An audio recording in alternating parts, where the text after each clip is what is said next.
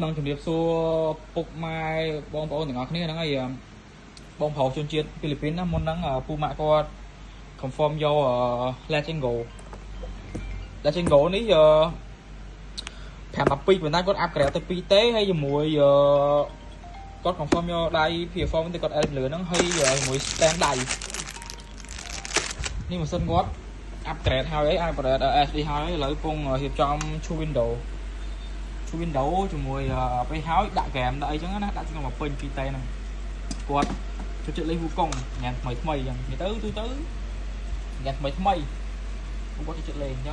ចឹងឥឡូវបងរៀបចំជូនគាត់អីហើយអរគុណ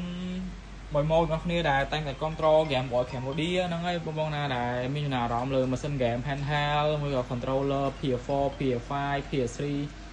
game ម៉ាស៊ីន game PS4 ឬមួយក៏ Retro Pocket 5 Retro Pocket Flip 2អញ្ចឹងមានហើយម៉ាស៊ីន Switch OLED Switch Lite Edition Edition PS4 PS5 និយាយទៅមានទាំងអស់បណ្ដោយមានច្រើនថ្មីមកទឹកតាមតម្រូវការរបស់បងប្អូនអរគ្នាអញ្ចឹងណាអញ្ចឹងវីដេអូនេះមានតែប៉ុណ្្នឹងទេអរគុណដែលបានចំណាយពេលវេលាមើលពីតាមក្នុងកញ្ចក់អរគុណជំរាបលាបងប្អូនពូមីងអរគ្នាបាទ peace out